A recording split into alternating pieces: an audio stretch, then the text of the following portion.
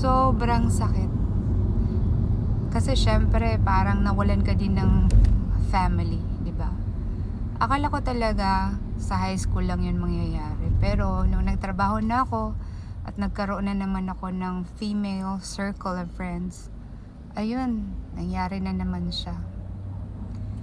Minsan yung may qualities ka ba na outspoken, na talagang prangka, ganun. Kasi minsan yan yung nagpapahamak sa iyo eh. So sana this will actually be a warning to anyone na nanonood ng video na ito, na minsan yung pagka-outspoken mo nagagamit ng ibang tao sa maling paraan.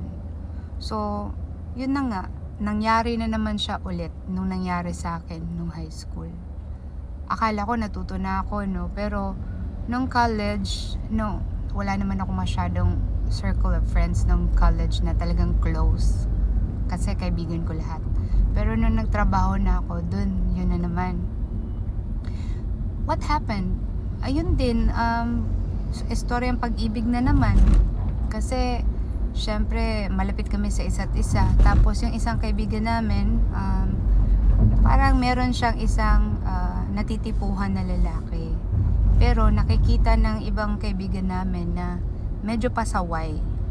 Pero hindi nila masabi sa kaibigan namin. So they asked my help na ikaw kasi mas brave ka, mas talagang nakakapag-explain ka ng mabuti.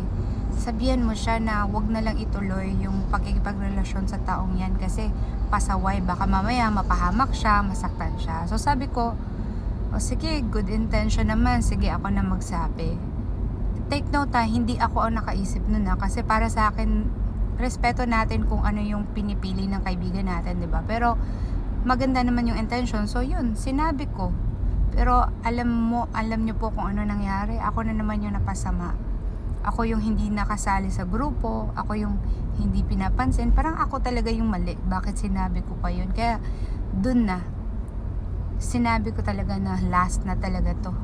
Ayoko na yung nagagamit yung pagka honest and transparent and outspoken ko sa ganitong paraan kasi ako yung napapahamak. Imbis na wala akong iniisip na masama, ako pa yung naging kontrabida kasi ako yung nagsabi.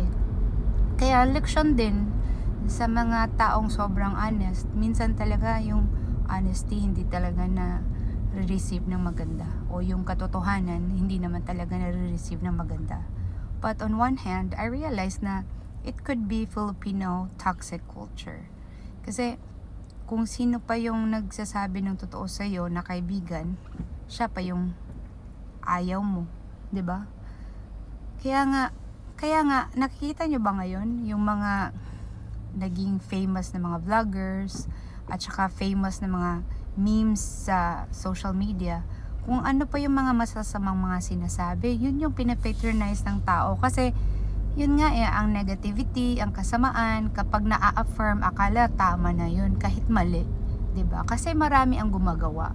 Parang yung kasalanan mo ginagawa nila, tapos nagiging trending na siya, okay na yun.